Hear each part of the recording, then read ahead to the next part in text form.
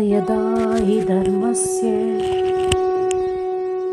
ग्लानिर्भवति भारत अभ्युत्थानं धर्मस्य तदात्मानं सृजाम्यहम् परित्राणाय साधूनां विनाशाय च दुष्कृतां धर्म संस्थापनार्थाय संभवामि युगे युगे।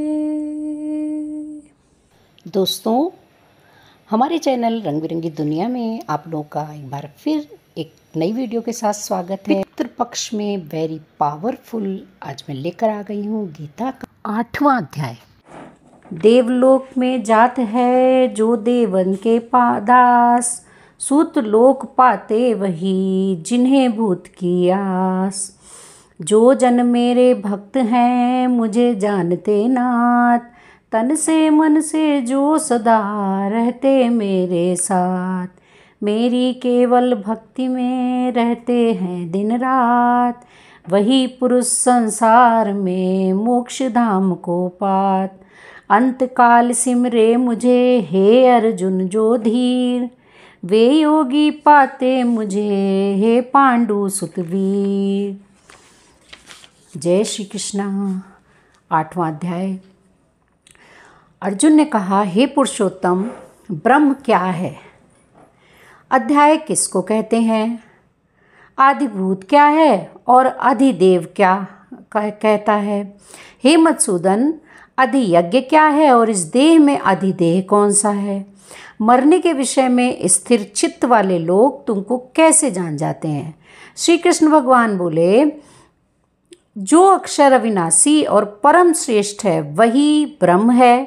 प्रत्येक वस्तु का स्वभाव आध्यात्मिक कहलाता है और समस्त चराचर की उत्पत्ति करने वाला जो विसर्ग है वह कर्म है। जो देह आदि नाशवान वस्तु है वह आदिभूत कहा जाता है। विश्वरूप जो विराट पुरुष है वह अधिदेह है। और हे पुरुष श्रेष्ठ, इस देह में मैं ही अधियज्ञ हूँ। अंतकाल में जो मेरा ध्यान करता हुआ शरीर त्याग करता है वह निसंदेह मेरे स्वरूप को पाता है। हे कुंती पुत्र, अंत समय मनुष्य जिस वस्तु का स्मरण करता हुआ शरीर त्यागता है वह उसी को पाता है। इस कारण तुम सदैव मुझ में ही मन को लगाकर मेरा ही स्मरण करते हुए संग्राम करो, तुम निसंदेह मुझको आ मिलोगे। हे पार्थ, अभ्यास रूप योग से युक्त हो दूसरी ओर न जाने वाले मन से सदा चिंतन करता हुआ पुरुष परम आदि दिव्य पद को ही प्राप्त होता है। अतएव जो अंत समय में मन को एकाग्र कर भक्तिपूर्वक योगाभ्यास के बल से दोनों भवों के मध्य भाग में प्राण को चढ़ाकर सर्वज्ञ अनादि संपूर्ण जगत के नियंता सूक्ष्म से ही सूक्ष्मतर सबके शोषक अचिंत्य स्वरूप सूर्य के समान प्रकाशवान तमोगुण से रहित परम पुरुष का ध्यान करता है वह उसको मिलता है। वेद के जानने वाले जिसको अक्षर कहते हैं वीतराग होकर सन्यासी जिसमें प्रवेश करते हैं तथा जिसको चाहने वाले ब्रह्मचर्य का आचरण करते हैं, उस परम पद को तुमसे संक्षेप में कहता हूँ। जो सब इंद्रिय द्वारों को रोककर मन को हृदय में धारण कर प्राणों को मस्तक में ले जाकर समाधि योग से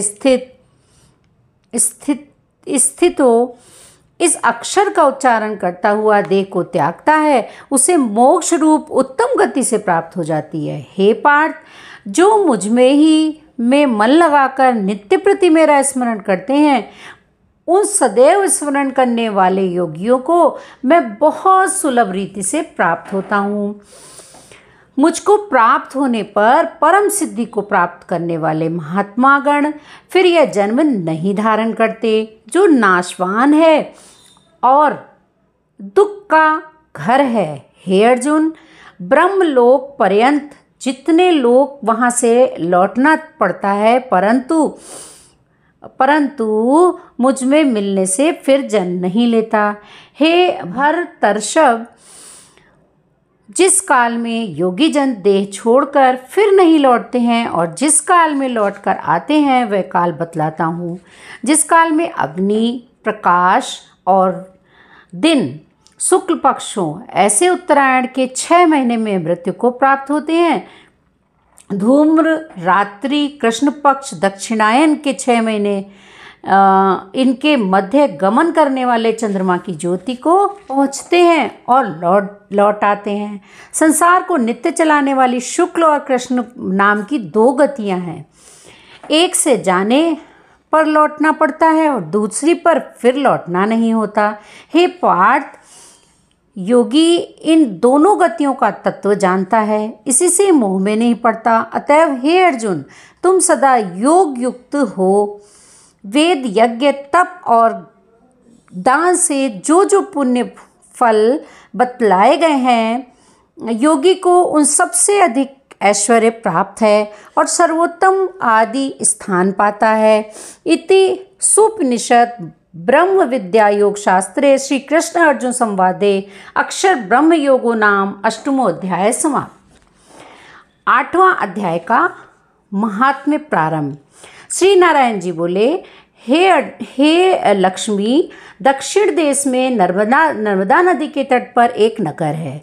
उसमें सुशर्मा नामक एक बड़ा धनवान विप्र रहता था। एक दिन उसने एक संत महात्मा से पूछा, ऋषि जी, मेरे संतान नहीं है। तब ऋषिवर ने कहा, तू दान पुण्य कर। तब ब्राह्मण ने पूछा, कौन सा दान करूं? उसने कहा, राजन, काले पुरुष का दान। तब विप्र ने काले लोहे का पुरुष बनवाया, नेत्रों की जगह लाल जड़वा सोने के भूषण पहराकर तैयार किया। वह काला पुरुष कह कहा लगाकर हंसा। राजा डर गया, यह कोई बड़ा अवगुण है जो लोहे का पुरुष हंसा। तब लोहे के उस काले पुरुष ने ब्राह्मण को कहा कि हे ब्राह्मण, तू मुझे लेगा? तब ब्राह्मण ने कहा, मैंने मेरे सरीखे कई पचाए हैं। तब काले पुरुष ने कहा, हे विप्र, तू मुझे यह कारण बता जिस कारण तूने अनेक दान पचाए हैं। तब विप्र ने कहा कि जो गुण मेरे में है सो मैं ही जानता हूँ। तब वह काला पुरुष कह कहा लगाकर फट गया। उससे एक कालिका की मूर्ति निकल आई। तब विप्र ने श्री गीता जी के 8वें अध्याय का पाठ किया। उस कालिका की मूर्ति ने सुनकर देह पलटी। जल की अंजलि भर करके उस विप्र ने मूर्ति पर जल छिड़का। जल के छिड़कने से तत्काल उसकी देह पलटी, देवदेही पाई। विमान पर बैठकर वैकुंठ को गई। तब राजा ने कहा, तुम्हारे में भी कोई ऐसा है जिसके शब्द से मैं भी अधम देह से मुक्ति पाऊं? तब उस विप्र ने कहा, मैं वेद पाठी हूँ। उस नगर में एक साधु भी गीता पाठी था, जिससे 8वें अध्याय का पाठ सुनकर राजा की देह पलटी। दिव्य देह पाकर वैकुंठ को गया और कहता गया कि हे ब्राह्मण, तू भी गीता का पाठ कर, तुम्हारा भी उद्धार होगा। तब वह ब्राह्मण भी गीता जी का पाठ करने लगा। अगर आप लोग को हमारा वीडियो थोड़ा भी पसंद आ रहा हो तो प्लीज़ एक लाइक करिएगा, और चैनल में पहली बार आए हैं तो चैनल को विद बेल आइकन सब्सक्राइब करना बिल्कुल मत भूलिएगा।